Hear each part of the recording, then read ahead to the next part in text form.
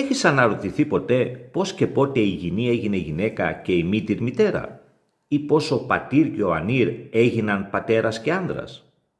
Οι γλώσσες εξελίσσονται, θα μου πεις. Έχεις δίκιο.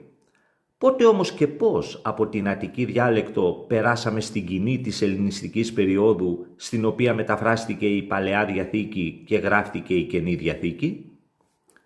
Όταν μιλάμε για την αρχαία ελληνική γλώσσα, αναφερόμαστε στην Αττική διάλεκτο. Την Αττική διάλεκτο μαθαίνουμε στο σχολείο.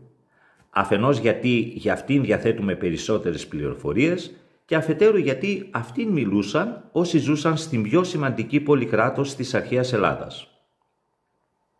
Υπήρχαν όμως πολλές διάλεκτοι. Για την ακρίβεια, μέχρι τα χρόνια του Μεγάλου Αλεξάνδρου, η ελληνική γλώσσα ήταν ένα σύνολο διαλέκτων. Σε κάθε περιοχή μιλούσαν διαφορετική διάλεκτο.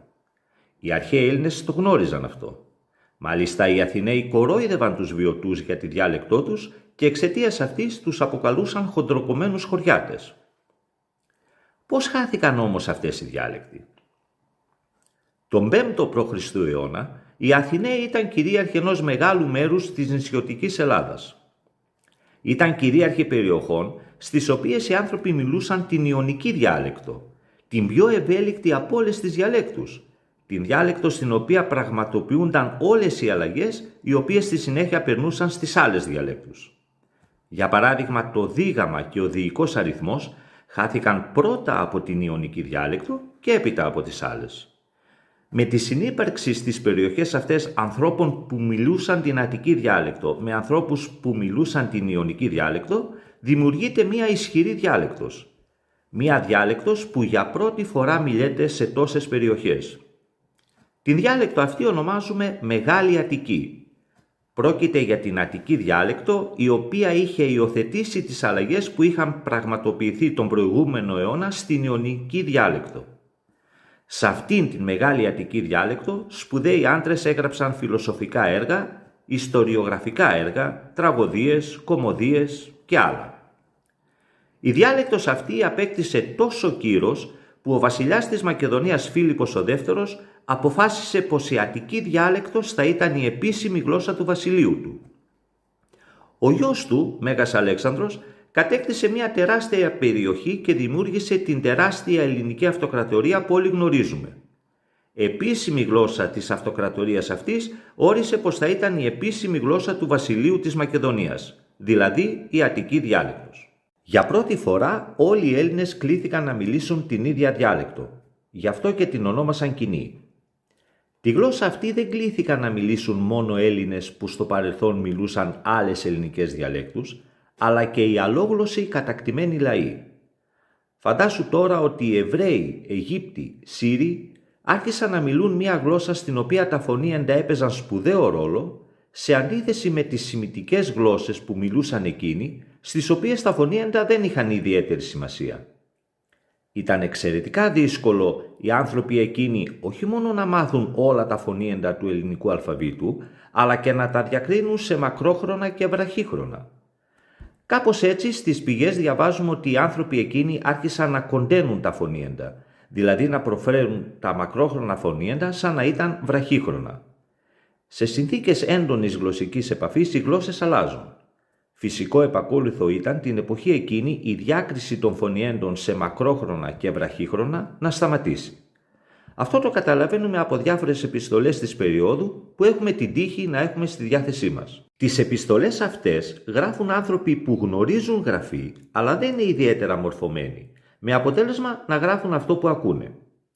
Τα ορθογραφικά λάθη που κάνουν είναι για μας πολύτιμα. Στις επιστολές αυτές γράφουν όμικρον αντί για ωμέγα ή ωμέγα αντί για όμικρον, καθώς και τα δύο ο προφέρονται πια με τον ίδιο τρόπο. Δείτε λίγο αυτή την επιστολή που γράφτηκε από κάποιον Απολώνιο το 152 π.Χ. Βλέπουμε ότι αντί για ΕΙ γράφει Ι, διότι πλέον η δίφθογκος ΕΙ που αρχικά προφερόταν με τα φωνήεντά της χωριστά, δηλαδή ως ΕΙ και κατά την κλασική περίοδο προφερόταν σαν ένα μακρό κλειστό τον 2ο π.Χ. αιώνα είχε ήδη προσλάβει τη σημερινή προφορά της. Ομοίως στη σημερινή προφορά της, παίρνει την περίοδο αυτή και η δίφθογκος όμικρον ύψιλον, με αποτέλεσμα να πάυσει να χρησιμοποιείται η ευκτική. Αυτό όμως θα το δούμε αν θέλετε σε άλλο βίντεο. Ας γυρίσουμε στην επιστολή μας. Δείτε και το ρήμα ομνίο, το οποίο αντί να λύγει σε ωμέγα όπως όλα τα ρήματα, ο αποστολέας της επιστολής το γράφει με όμικρον, διότι το όμικρον και το ωμέγα προφέρονταν πια με τον ίδιο ακριβώς τρόπο. Παρατηρώντας το ίδιο ρήμα, εντοπίζουμε και μία ακόμη αλλαγή που πραγματοποιείται την περίοδο αυτή. Στο σχολείο μάθαμε ότι τα ρήματα στην Αττική διάλεκτο χωρίζονται σε δύο συζυγίες. Στην πρώτη συζυγία τα ρήματα έλυγαν σε ωμέγα και στη δεύτερη συζυγία έλυγαν σε μη. Την περίοδο αυτή τα ρήματα της δεύτερης συζυγίας προσλαμβάνουν την κατάληξη των ρημάτων της πρώτης συζυγίας. Κάπως έτσι το όμνημι της Αττικής διαλέκτου έγινε ομνίο. Την περίοδο αυτή αρχίζει να χρησιμοποιείται ολοένα και λιγότερο η δοτική πτώση. Όπως βλέπουμε στην επιστολή, εκτός από τον τυπικό χαιρετισμό στον οποίο χρησιμοποιείται η δοτική, η συγκεκριμένη πτώση χρησιμοποιείται μόνο συνδυαστικά με την πρόθεση «εν». Ενώ εκεί που στην Αττική διάλεκτο θα είχαμε δοτική, στην κοινή έχουμε έναν εμπρόθετο με αιτιατική. Όλες οι αλλαγές που πραγματοποιούνται την περίοδο αυτή στόχο έχουν την απλούστευση της γλώσσας, η οποία είναι πια η διεθνής γλώσσα της εποχής και η οποία σε πολλές περιπτώσεις μοιάζει πολύ περισσότερο με τη νέα ελληνική από ότι με την Αττική διάλεκτο. Εκτός από την εξομάλυνση της μορφολογίας των ρημάτων της δεύτερης συζυγίας που ήδη είδαμε, οι αλλαγές που πραγματοποιούνται αφορούν και στην εξομάλυνση της μορφολογίας των ουσιαστικών. Στο σχολείο μάθαμε ότι στη δεύτερη κλίση ουσιαστικών στην Αττική διάλεκτο υπήρχαν ουσιαστικά αρσενικού γένους τα οποία έλυγαν σε «ως», ο άνθρωπος για παράδειγμα. Υπήρχαν όμως και τριτόκλητα αρσενικά ουσιαστικά τα οποία είχαν διάφορες καταλήξεις. Κάποια έλυγαν σε «ον» με ωμέγα, για παράδειγμα ο γέρον. Αναρωτήθηκες ποτέ πώς αυτό το γέρον έγινε γέρος στα νέα ελληνικά?